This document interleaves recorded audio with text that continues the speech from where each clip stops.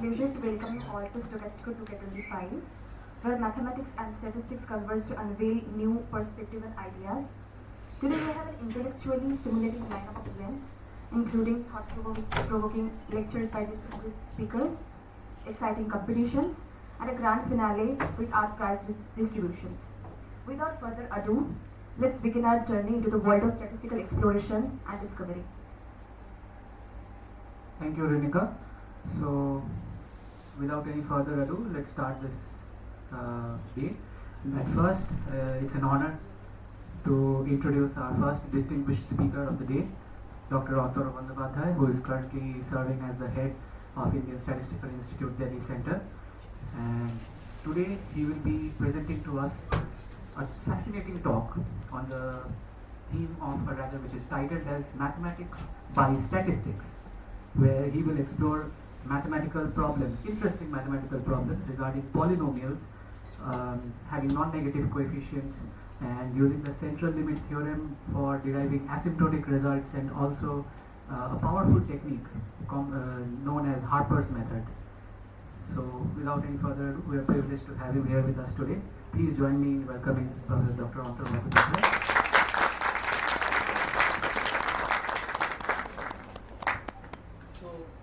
Thank you, and I'm really happy to see so many new students in the campus.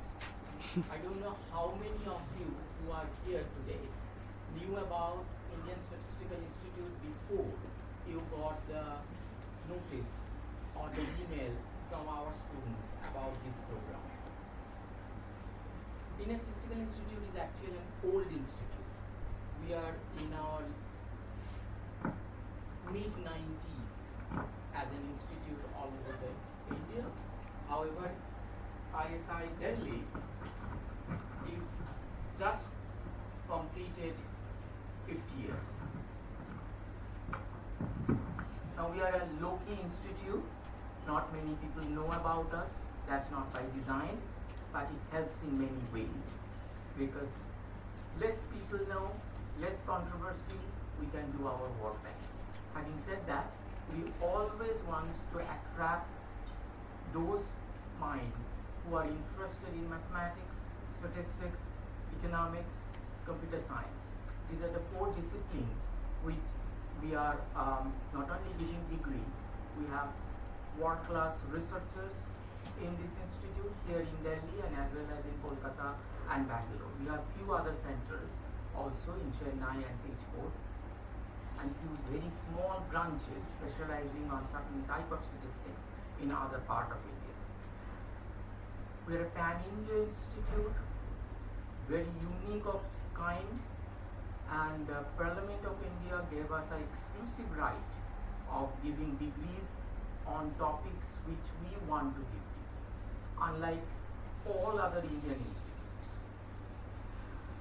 Now our students here from last year decided to spread the thought of statistics among a larger community in Delhi, and which is a very welcoming thing, and I'm really happy to see that this program is continuing this year also, and I would look forward for its continuation in the successive years. And I'm very happy to see all of you who have come to the campus. You could go around, if you get time, see our facilities, and please spread the word to the like-minded people, the students and scholars who may be interested in the topics which we discuss day in, day out in this institute. Now, today I decided to tell you, because I believe many of you would be having mathematics background and need not all of you be having statistics background. So I decided a topic that is a common perception and not a wrong perception, and hence it's common also, that statistics needs mathematics, need not be other way around. Now, to tell you the truth, these names, that something is a statistics, something is mathematics, something is economics, something is physics, something is chemistry, something is biology, these are man-made. We have given these names. We have compartmentalized some of our thoughts in according to their characters in different groups. It helps us. It helps us to propagate certain type of thoughts among the people who will be interested to know about them. At the same time, it also puts barriers. The thoughts or the ideas or the concepts and their very existence do not care what we call them. So they do influence each other.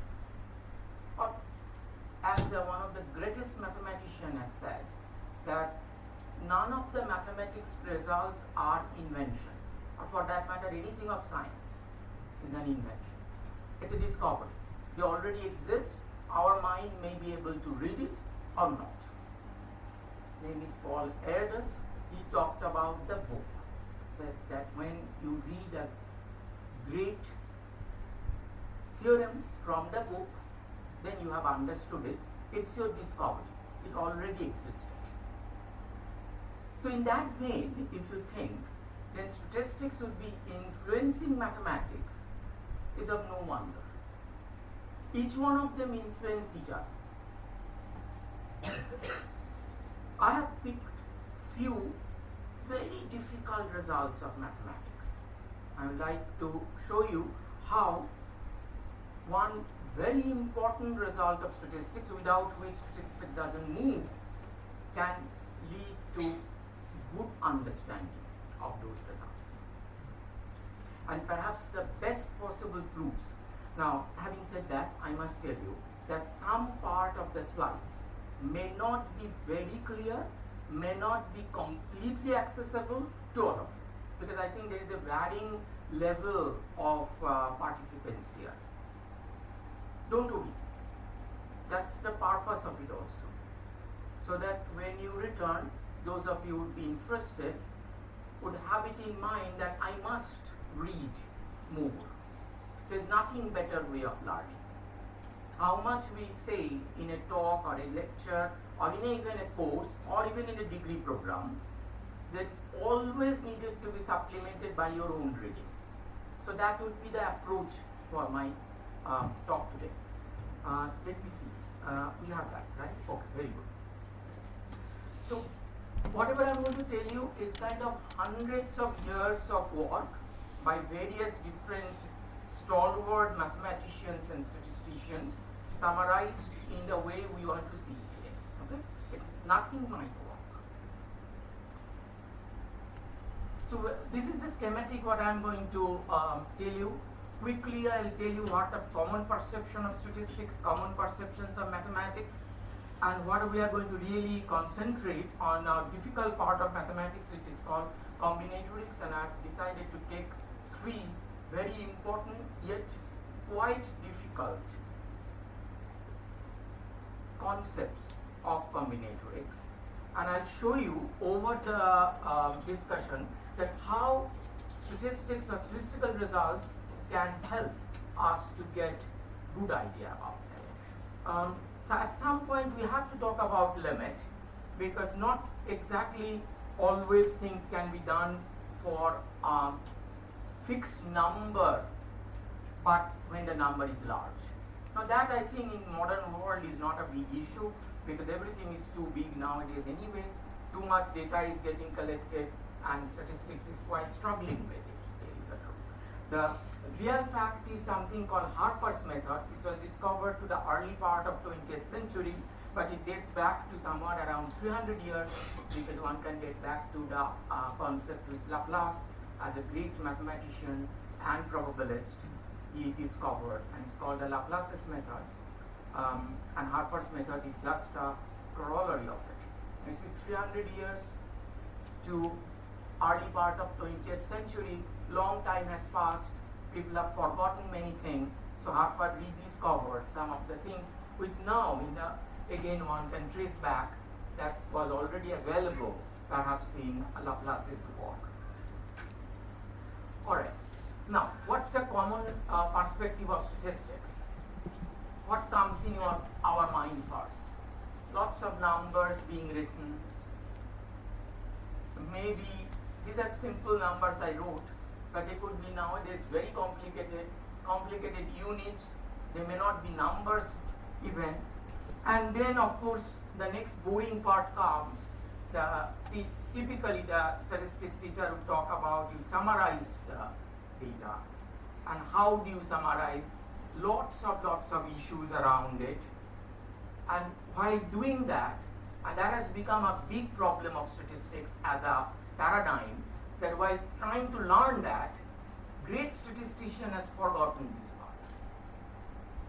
Many of the great statisticians would never even see a data, would like to only study about properties of the summaries and will live their life with that. That may or may not be useful. Sometimes they are, sometimes they are not. One very simple summary would be so-called the mean or sample average.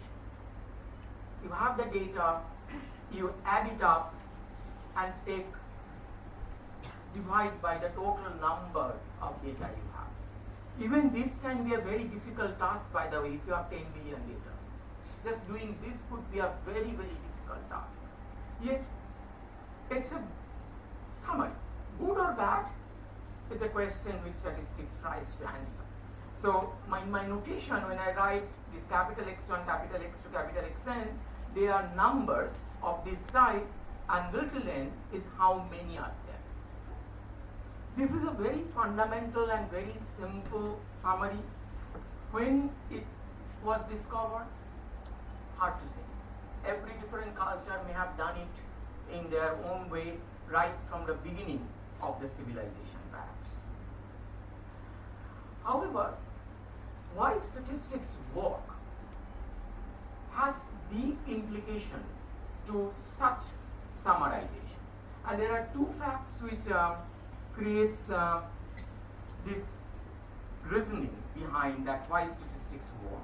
One such is the following, that if we look at the sample average, it does summarizes something about the unknown, which is maybe the average, which we don't know.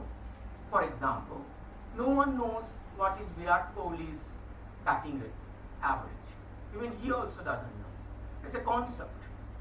The great analyst may be actually thinking and telling you the answer. They don't know.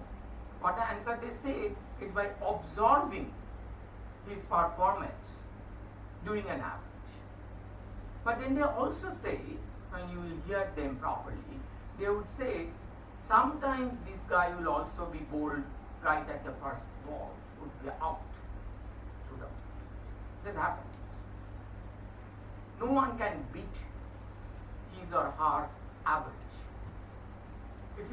Even if you are the best of the best statistics or mathematics student, you must have faced an examination or a question which you could not answer sitting on that day in the examination hall on that particular day. You cannot beat your average.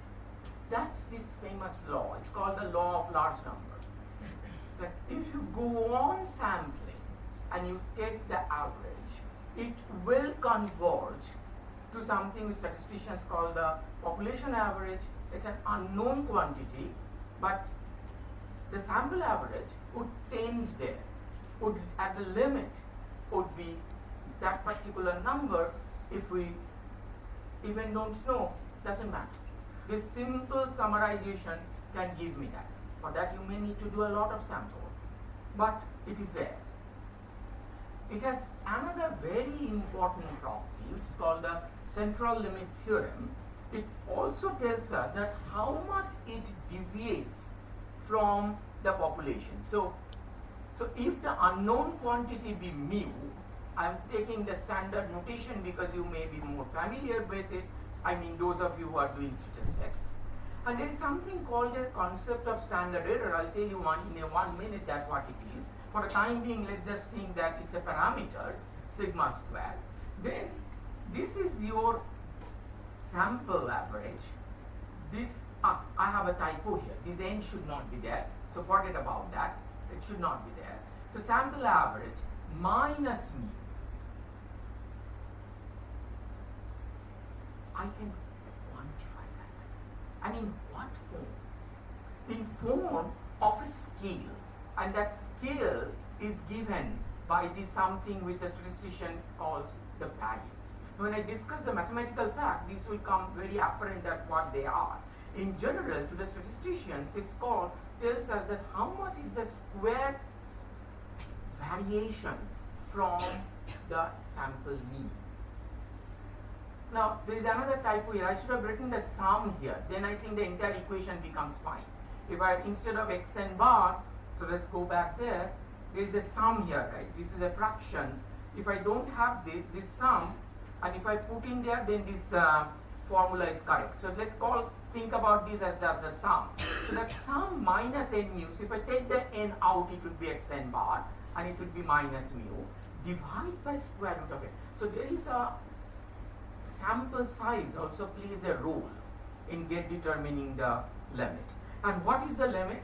In some form of convergence, I am not going to dwell too much about it in this slide. Later on it will become much clear. It converges to a distribution. What that it is, I am not going to tell you. It will become more clear when I discuss the later on slides. Called the so-called the Gaussian distribution. It was discovered by the greatest mathematician of any time, Gauss, who gave this beautiful result called Gauss's law of error, precisely not stating this one but vaguely stating this one. And that's why the name of this distribution is Gauss. It looks like a bell-shaped curve. It's a bell. It's a nice symmetric curve which peaks at 0 and flattens it out towards plus or minus infinity if you draw it properly. So this result tells us that, okay, good, at the limit you have this approximate value, at the limit it would be the right value, how much of the error you do. It's up to something which Gauss discovered, and rest of it is in our control. Now what Gauss discovered is a very specific thing. It does not depend on anything else about from where the data came. So that's the beauty of this result, its universality. Irrespective of wherever the data is coming, we will have this distribution. That makes it incredibly powerful. You can apply it in various contexts. So what I'm going to demonstrate that how powerful is this little idea of statistics. Was discovered around 300, 400 years back. The first one is by De Moivre and Laplace. De Moivre would be like about 400 years back. Now what happens if we do mathematics? What comes first? If you ask me, with abstractness, generalizations, difficulties, every time mathematics word is uttered, these are the thoughts which comes, right? Right from our school, we have been taught that it has to be respected. It's difficult. It's not. It's not even a science. It's an art. It's a language. A language by which we speak. By we, I mean the scientists who speak. A language can be difficult, but it's not difficult like physics or chemistry. It's much simpler than that. There is no doubt that mathematics plays a lot of role in statistics. Even while writing this one, I used this concept of limit. While writing this one, I've used the concept of addition and division. These are all mathematical concepts. Very simple yet profound mathematical concepts. But sometime we will see that the other way around is also true. And once again, I reiterate, there is no wonder to it, because we have compartmentalized it.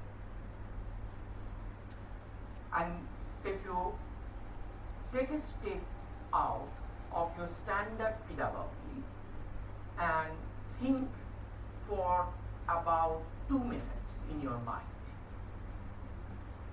that the results which you know in mathematics, in statistics, or in economics, or in physics, chemistry, any science, do they really have a boundary of whether you have learned it in Hindi or in English or in any other language?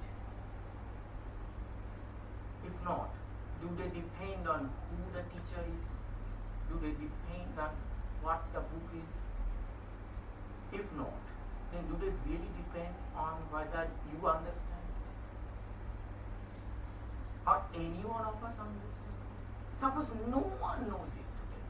Does it mean it doesn't exist? They're beyond of human existence and human understanding.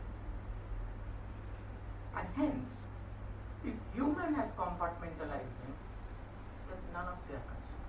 So they will influence it because of their very existence. Don't want to philosophize it anymore. Let's do some real hard work.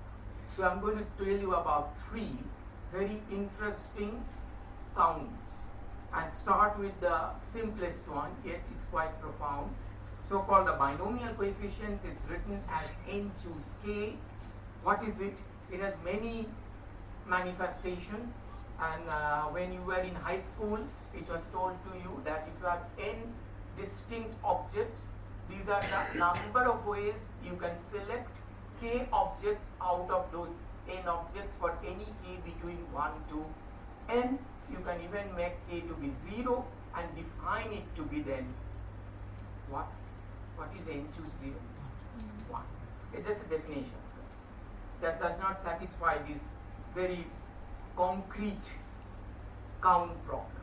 That how many distinct objects you can get from n number of distinct objects if you are taking exactly k. It is also the number of subsets of size k of a set labeled and has exactly n number points in it, and hence we can now label them by 1, 2 all the way up to n.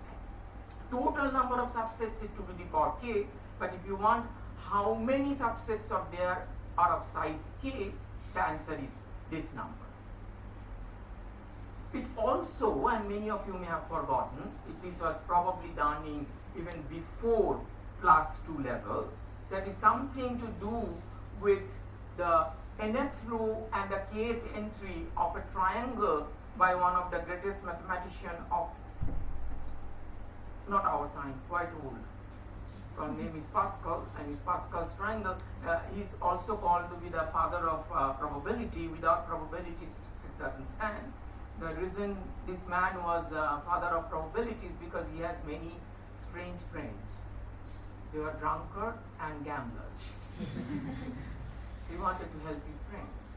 No one knows whether he could, but he did find out many very, very good results. Suddenly he couldn't help his friends because later, not him, some other stalwart found out that something is called gambler's ruin. If you're a gambler, you will be ruined. That is also a fact of probability. Alright, but Pascal also observed the following very simple recursion. That if you want to look at this number for a particular n and a particular k, it has something to do with its previous numbers. So from the n minus 1 you can elicit this, and you have to sum up these two to get this. That is a very simple one to really figure out. If you take, for example, this one, how many ways you can select k distinct objects from n distinct objects. So you do the following. You first look at the first n minus 1 distinct object, keep the nth one out. You want to select in total k. One way to do that, you do that new one, nth one, you don't consider it at all. You select everything from the previous one. That is done in this way. Other one is what? You want to select this last one, you will do that, and then from the previous one you have to select exactly k minus 1. That's all. No other way it can be done. So it has to be sum of this. It is also, if you look at the x to the power k monomial of the expansion of 1 plus x raised to n, the coefficient which comes in front of it is this particular number. This is because of this famous formula, so-called the binomial theorem.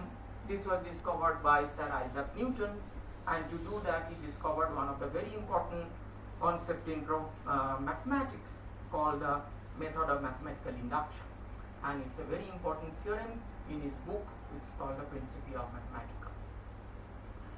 And this he discovered during the previous pandemic time, not the current pandemic.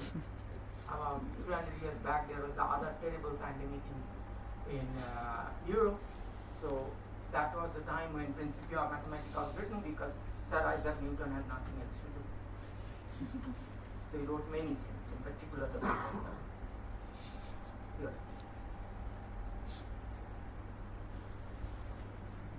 So this is the Pascal's triangle.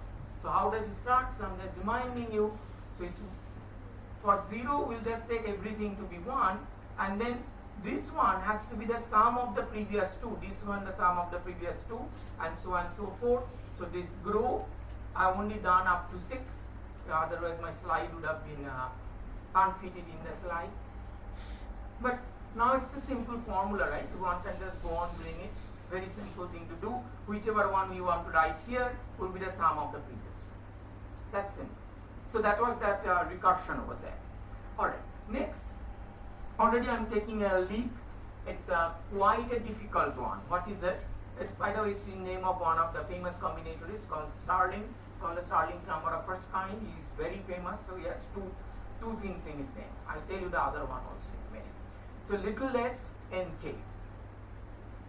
I again have the number 1 up to n, but now instead of taking subsets out of it, I want to permute them, arrange them in any way I want.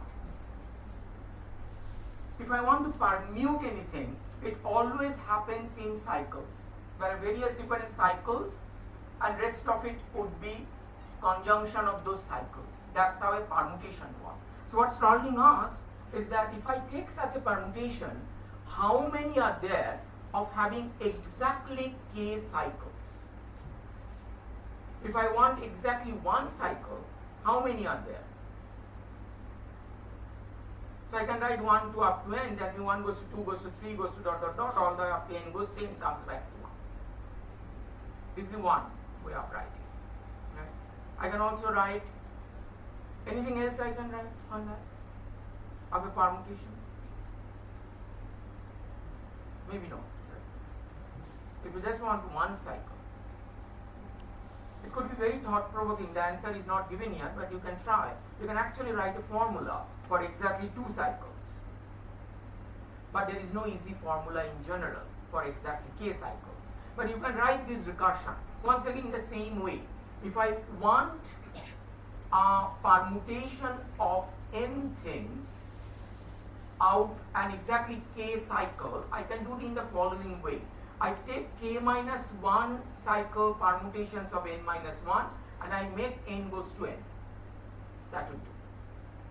Or I would take all the cycles coming from my previous ones, and then I have n minus 1 slots where this n can be placed. So, can you explain what is the cycle? A cycle is that 1 goes to 2, goes to 3, goes to blah blah blah back.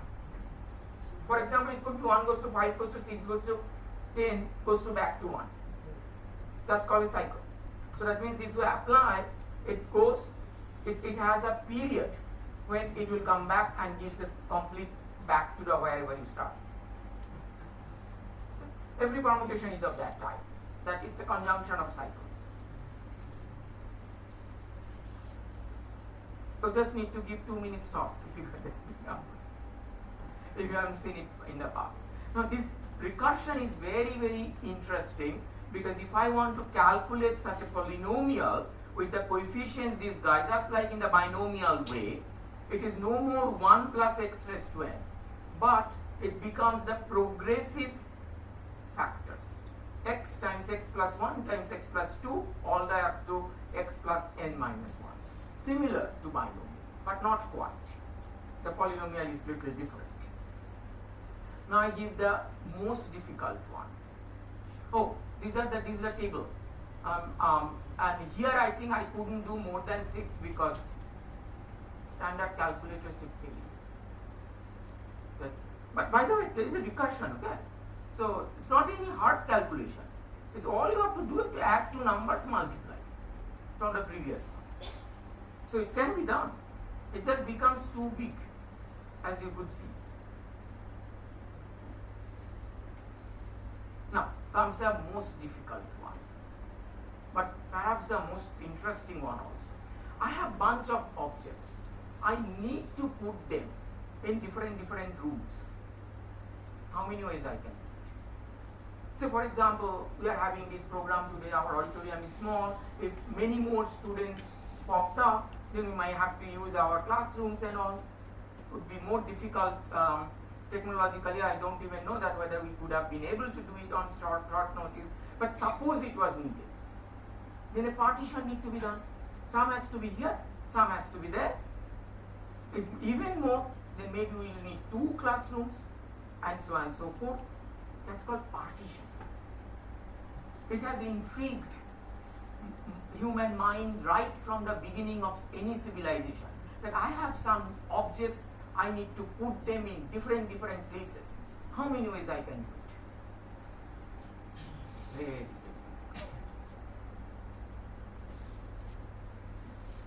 I said no easy formula. I should have written no possible formula. And it involves some of the greatest thoughts have gone in there. Fermat tried it, Euler tried it. In earlier days, Archimedes tried it. None could achieve anything till the early part of 20th century, when the famous Indian mathematician Ramanujan, he gave a famous formula, so called the famous Hardy-Ramanujan formula partition. It's not a formula. It's really not a formula. It's an understanding of it. That was one of the results which Ramanujan wrote to his famous letter to Hardy. And one of the reasons why Hardy just put it in the dustbin. That's what you know the story. Right? Some of you know. That Hardy looked at it and put it in the dustbin because Ramanujan has given a formula. Formula was not even understandable. Because Ramanujan did not have any formal training of mathematics. He used to use his own notation without explaining. So Hardy did not understand anything, thought that who is this idiot, he's wasting my time, he just put it in the dustbin. Later on, he was reviewing a work by one of his colleagues, and the same expression came. And that made him think that I've seen it somewhere. And then he dug out the letter from the dustbin, and that apparently this is in Hardy's own writing. His famous book where he called A Mathematician's Apology. A very nice book, a small book, worth reading. All of you should buy one and read it. It's very easy to buy that online. It's cheap. Called A Mathematician's Apology, where Hardy is apologizing why he could not make use of Ramanujan even better. You know, Ramanujan died at a very young age because of his extreme stricture of lifestyle. He refused to eat even when he was very sick in India. So that actually created a lot of problems in his health, and after he returned, he passed away at age less than 35. There is 75 volumes of Ramanujan's work, some of which are still difficult to understand, some of which are still conjecture. Some says that he was not a mathematician, he just knew. And he himself said that the goddess Namagiri would come and tell him the results.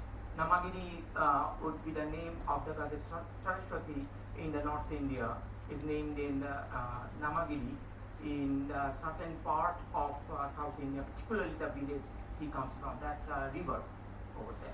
Saraswati, of course, is also the mythical river of North India. There is a famous play also on Ramanujan, which is a little less history and more fiction, but it's also nice to see. Now, recursion is very simple to write in this case, and I would remind you the previous recursion of Stirling's number of first kind, where the recursion is the same. The previous numbers k minus 1, n minus 1, n minus 1, the factor is n minus 1, gave me this polynomial. But here is the same thing. This should be capital S, by the way. previous one, but the factor is k, not n minus 1. If you do n minus 1, you get Stirling's number of the first kind. You do k, you get Stirling's number of the second kind of the partition. And that makes a little difficulty in the polynomial. First one was 1 plus x raised to n, the binomial. Then we had the progressing factors, x into x plus 1, etc. Now it needs a little bit more. It goes to the realm of calculus. Doesn't need calculus, it does need to have this formality. If you call ddx of x to the power k is k x to the power k minus 1, if you do formally, then you will get this. That the polynomial associated with it, that means the polynomial whose monomial x to the power k has this number as the coefficient would satisfy this equation. Such equation is called a differential equation, you may want to call it, but it also involves the functions in the previous one. So they are recursive differentials, so it's a sets of differential equations. For every n, it goes back to n minus 1. So it's a hn minus 1 and the differential of hn minus 1 times x. It's all because we multiplied by k here. And now you see why this is coming, because of this k. That's all. Now we will deal with it in a minute. Not so much. Now, this one doesn't seem to be growing that fast, but little difficult to calculate. Again, there is a recursion. So, fortunately, computer can do calculations. It becomes very difficult. Now I ask these questions. So now we know that what these numbers are, why they come in mathematics. Do you have any understanding of them? For example, if I ask, how many ways you can select 5,000 distinct objects from 10,000? Do you know? Any idea whether it's a large or small? Large? Yes. How large? How large is large for you? For me, 30 is large. Anything beyond 30 is too difficult.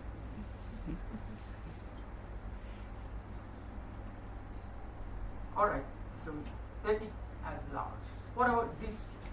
How many ways you can get a permutation of 10,000 objects, which are exactly 9 cycles?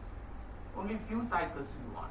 Or how many ways we can partition 10,000 objects to 100 boxes? None of these are so easy, but many of them are very important to do every second now.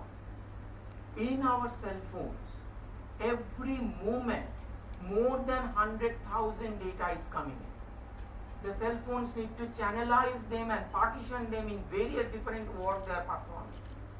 If they are not doing it, it would be long queue, one by one. Nothing will work. By the time you will reach home, Google, if Google was doing it in that way, won't be able to give you that what would be the easy direction to go back. No. But they're doing it. They must be doing this constantly.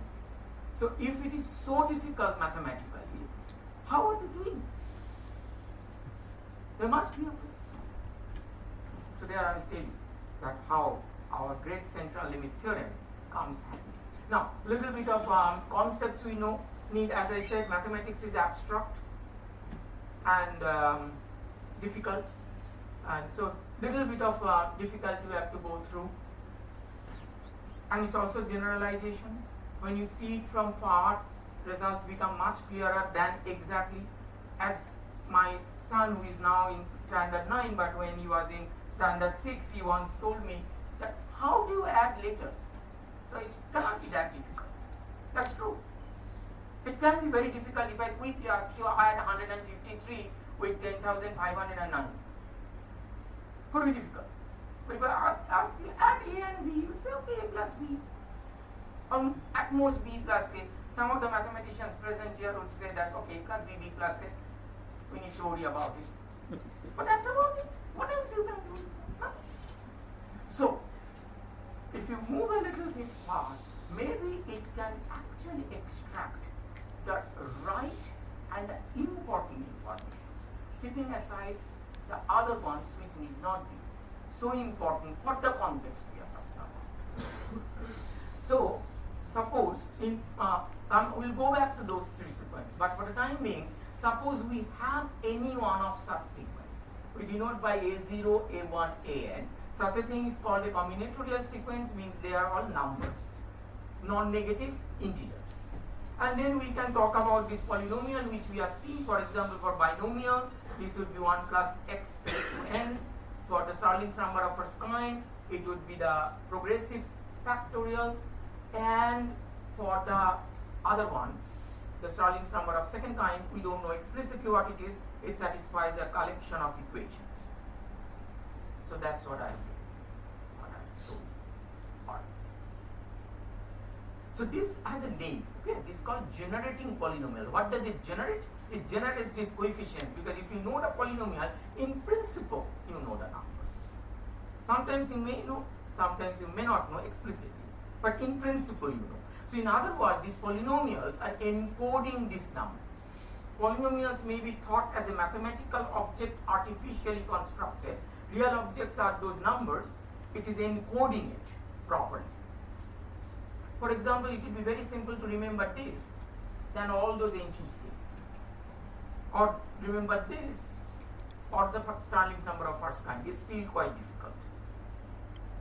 Alright, if I have that, I have another number which I can immediately associate, which I call A1. It is evaluating the function at 1. So that becomes the sum. Right? And then I can look at the following, which is the ratio of AX with A1. This is just a number, so if I divide, what does it do? It makes every coefficient a fraction now, a number between 0 and 1. Right? And those fractions adds up to what? 1, because that would be P1, A1 by A1. Hopefully, A1 is not 0. In all our examples, they are all not positive integers. So that allows us to do the following, and I put quote unquote, a probabilistic or statistical thing that K is a random object such that the probability of that to be K is AK by A1. Maybe artificial, just because every fraction can be a probability and they add up to 1, so that's a distribution. So probably we can do that. In the three contexts, you will see that we can explicitly do it. It's not in general true that we can always explicitly do it. So P is called the probability generating function. What does it generate? It generates these probabilities. Now for the binomial, for example, what is that? So I select a subset uniformly at random. What's the size of that subset? Is that? For Stirling's number of the first kind, I select a permutation uniformly at random. I may or may not be able to do it very easily, but if I can, and then I count that how many cycles are there in that random permutation is the combinatorial object, it will encode. And our next one is more difficult, that I select one random partition. So that means those n things, we put it in some way, random, uniform, without any bias. And then I see how many parts we have met would be that random object. So these are very concrete examples which can be associated. Not always this is possible. When it is possible, it becomes much better results. So limiting questions I will ask that, as I said, 10,000 choose 5,000, etc. That as n becomes large, number of objects is large, how do they behave? Do they have some, if they are big or small? So we need a more precise statement. But intuitively, we can think of answering the question by giving the following answer. For large n, at what value the random object will concentrate? Or how much would it deviate from such a value? These are just typical statistical questions that I don't know what it is. I have a sample. I take the sample mean. It will tell me by the law of large number that it's concentrate on that what I don't know. And the central limit theorem tells us that how much it will deviate from what I don't know. Or my approximation, is it good or bad? So these are typical statistical questions. These are not mathematical questions. Or more precisely, it is more becoming like mathematics, but still statisticians would be interested. How are the random objects distributed? Okay, fine, I understand that I'm not doing it exactly. How, and I understand that how much its deviations are, but even better, that how is it distributed over and around the unknown which I'm really interested in. So that's what we would like to do. We have all seen this. This is how the probabilities look like.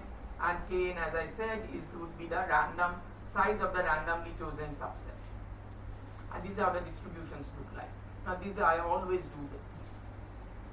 This is how a picture looks like when I have 10, n equals to 10, and my probability is half. I'm increasing the n, okay?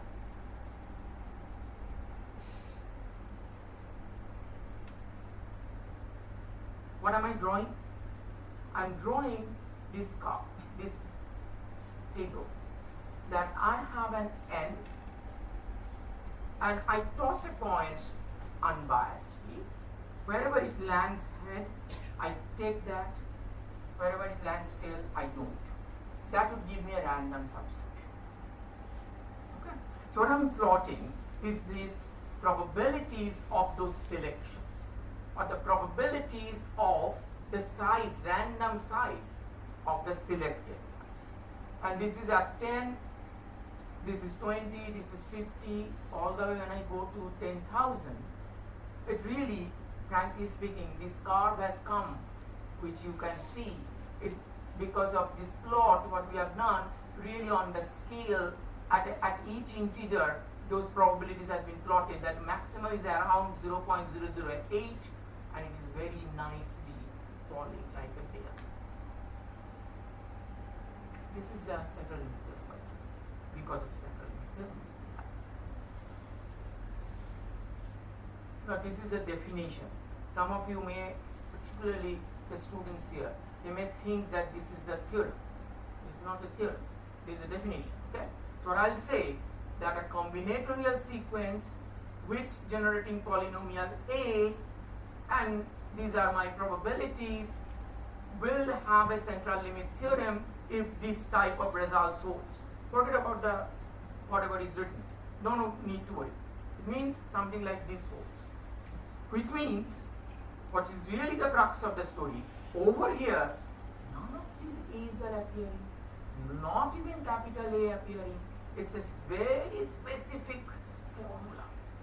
E to the power minus x squared by 2 dt, and I missed 1 over square root of 2 pi. I don't know why I did that. So it should be 1 over square root of 2 pi.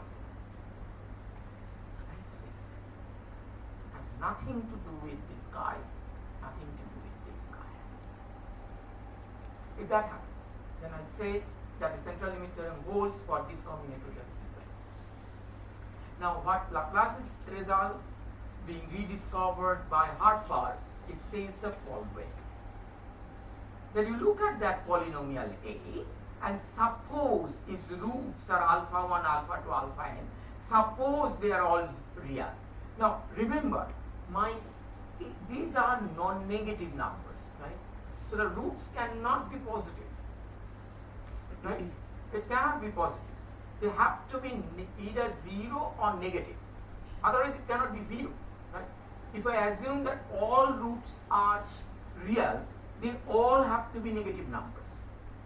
So I call them alpha 1, alpha 2, alpha n. It's a degree n polynomial, so it has to have n roots. I'm assuming they are all real, so then they have to be all negative. And to that, I assign these values. Theta I is 1 by 1 minus alpha. This is a positive quantity, by the way. If the alpha is negative, minus alpha is positive.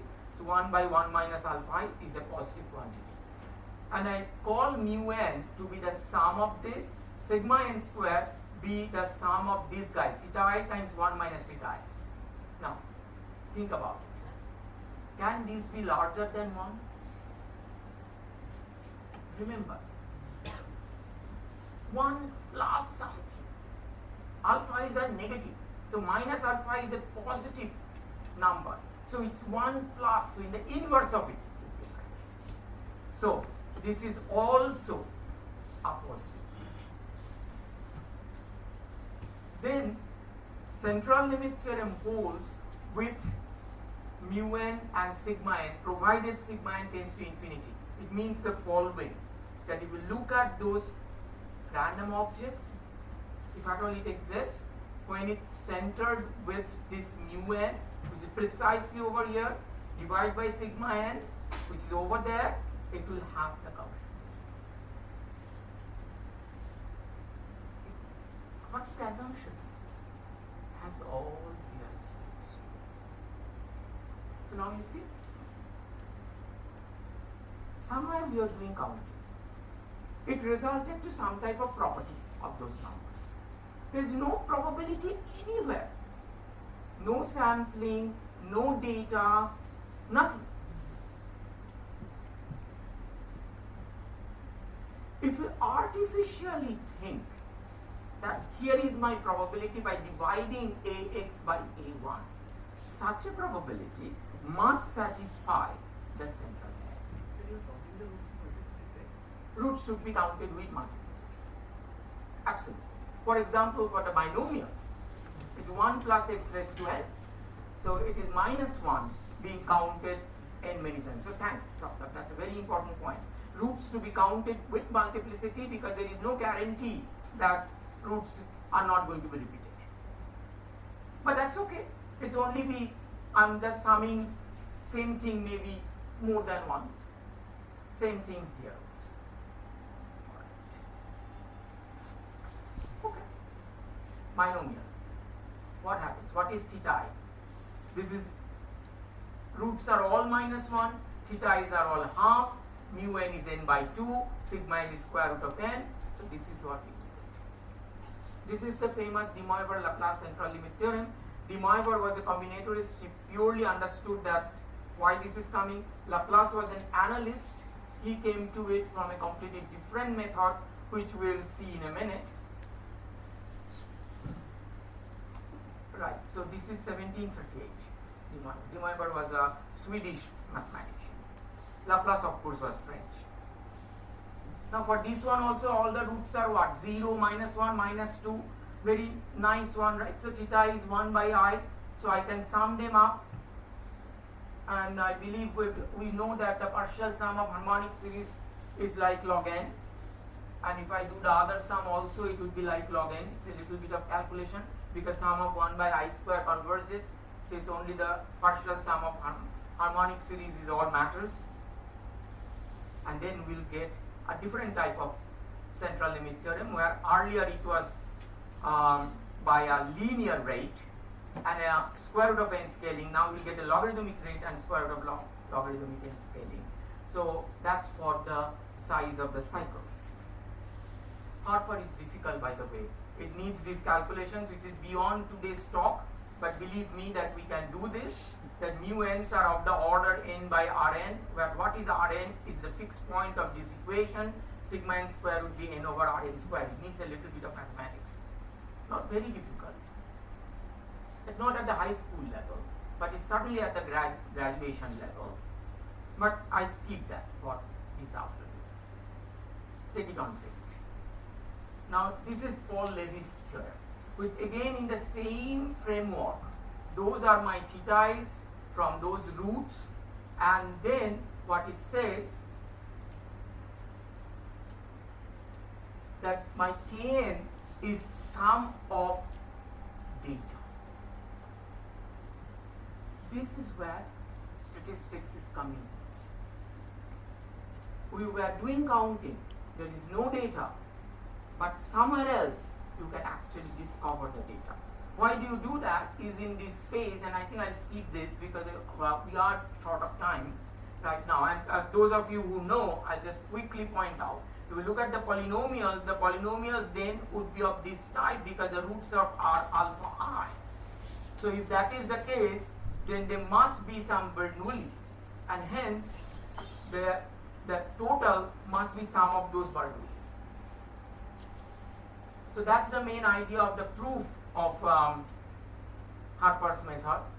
It's really based on Levy's work. But frankly, this kind of chronological problem, by the way, have I written down the date? Yes, 1920. Paul Levy proved this in 1920. But I'm constantly telling that 1738, Laplace is around 1812. It's a century problem, right? 2-century problem. 2-century problem is because of the jargon, language, particular compartmentalization to something called probability. Something would be then called treatise of philosophy, is what Laplace wrote. And for De Moivre, it was just a very important combinatorics. So because of that, all these 100 years problem. And somewhere in between, Gauss had his famous law, that 1809, that what is Gauss's law? It's like Newton's law. Gauss said that if you add small amount of error in a large number of times, each one are in standardized scale, then their total would look like a bell-shaped curve.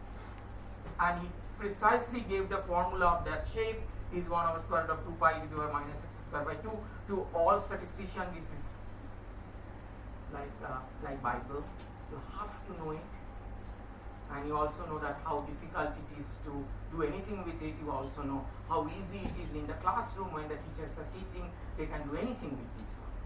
But whenever you go and try to solve an exercise, you see that nothing is coming out. You can't do the integration. You can't do anything. But it seems that the classroom, everything is looking so neat about it. It's exactly like that.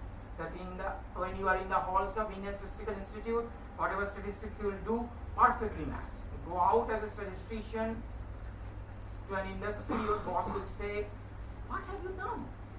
This is absurd. None of these things are correct. You have to do something else," and then you scratch your head, "I didn't done it." Only e to the power x minus x square by 2. That's a separate story. But this guy has too much interest in it. So that's the central limit theorem, which is really sanitized. And here I write the right one, and I think I haven't even forgot 1 over square root of 2 pi also. The sum minus n times mu square root of n times sigma, such a probability at the limit would have such an integral, irrespective of whatever be the distribution at the background.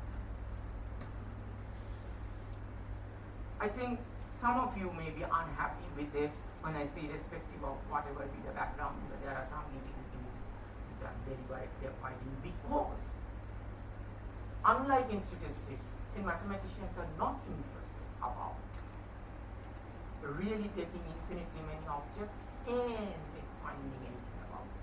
They always are finitely many objects. So there is no assumptions which are needed for statistics are needed for doing my mathematics. Alright, I don't want to do this. So this is the same thing being rewritten in the context we are looking at. So you need to subtract by so-called expected value, which turns out to be sum of those thetas that call the variance, sum of these guys. Those of you who know some of the facts would see the reminiscence of it, and those of you who are doing statistics, I leave you with more reading on this. And this gives a proof of Harper's method. It truly does. And this is the approximation. This I did by my calculator. 10,000 to 5,000. I will divide by A1, which was 2 to the power n. So to the power 10,000. Approximately, this guy is because of this formula. This is a rational number. This is a number, is a rational number, being approximated by 2 irrational numbers. Pi, all of a sudden, Archimedes' pi. And this becomes about 0.008, which is about 0.8%. Now, who said it is large? No, not wrong, because I've divided by this. 2 to the power 10,000 is a really big number, but that's a total number of subsets. In comparison to the total number of subsets, how many are there which are exactly 5,000? It's only about 0.8%. So that's the right scale in which you have to see. Now, whether you call it large or small, that's up to you. As I said, 30 is large. So 0.08%, big positive.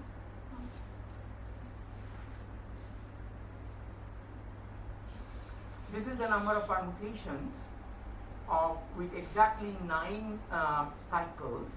It needs a different calculation, which I showed you, right? That it needs, in this case it is linear, this case it is logarithm. So you have to get the logarithmic calculation, so it becomes around 13.12% times 10,000. But in comparison to total number of permutations, it is about 13.12%. So it's good. Anybody would say that's easy. I did not do the partition one because it's quite difficult. I leave it for you to do and see whether you can do it. Now what happened? Okay, thank you for that.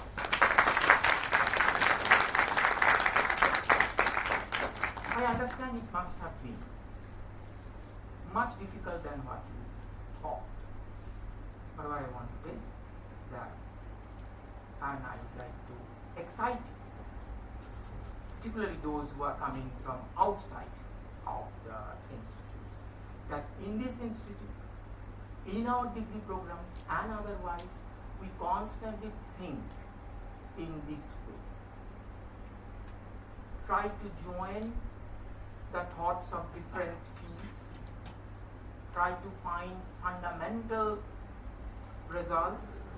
Having said that, this institute is perhaps the only institute which constantly on daily basis helps the government of India to run various of its functions, be it budgeting, be it various policy making, and because of that, finding fundamental facts are very difficult. You must have realized that this country has progressed significantly more than in comparison to many countries, including the most advanced one. We are only 75 years old. India as a country never existed. There was no India. It took 200 years for the United States to even give women voting right since their independence. And if you think for a moment, the amount of progress in this country has made, it has nothing to do with the politicians, it has nothing to do with policymakers, it has everything to do with our incredibly good education system, which we allow our general populations to go through, and it is because of the work we work. By we, I mean the general population of this country getting trained here, serving this country. Being here or otherwise does not happen.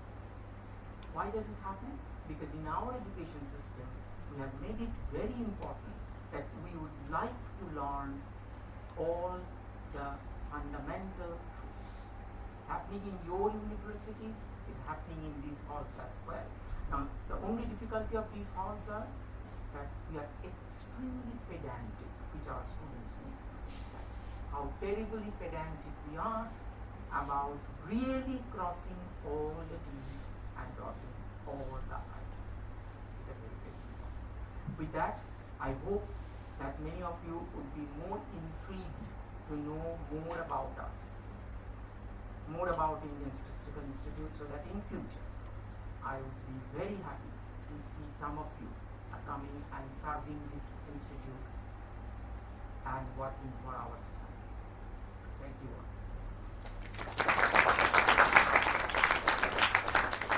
Of course, be very happy if you want to ask any question, be it technical or not.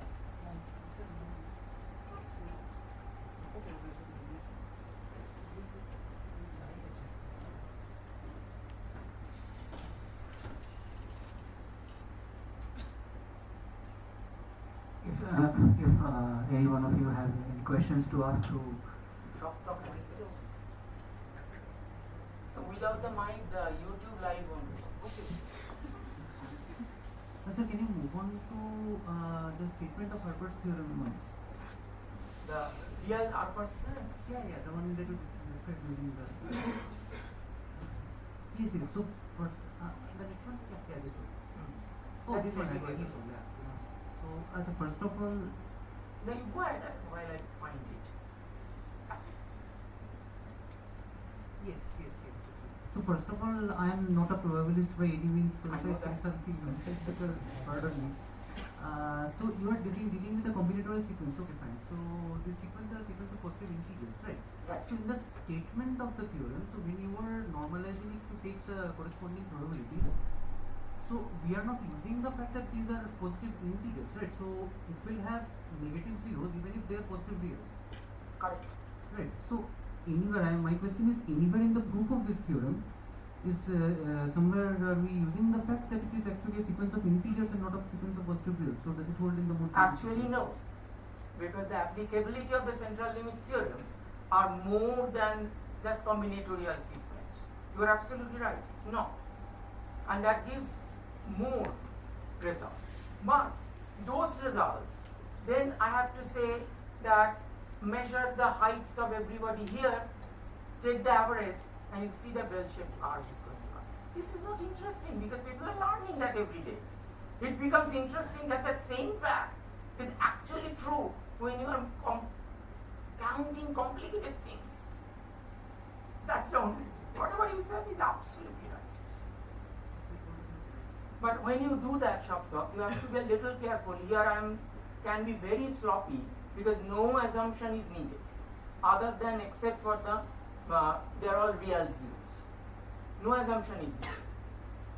If you generalize it, then you would be a typical mathematics problem, right? That whether these exist or not has to be questioned.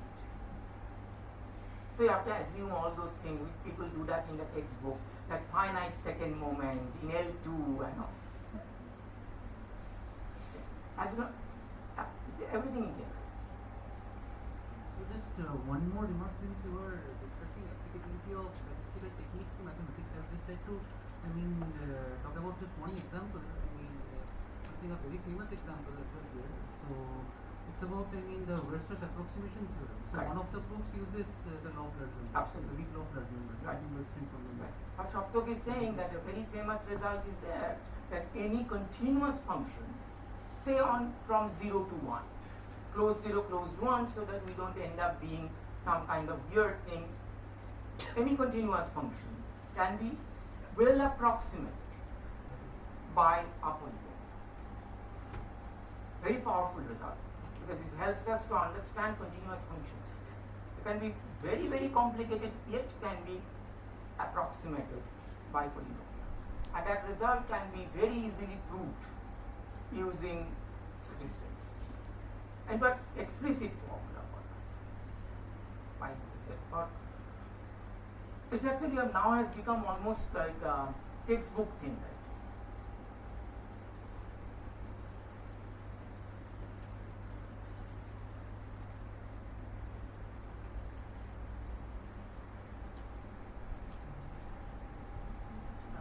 Anyone else does have any more questions they would like to ask from Dr. Antar Bandyopadhyay? No? Okay. Thank you, sir, Thank you. for your enlightening talk. My pleasure. It was really fascinating for all of us in using the wonderful blend of the realms of mathematics and statistics, although it's again a compartmentalization in sir's very own words, so which I agree also as well. So yeah, thank you. Once again, a big round of applause for Antar.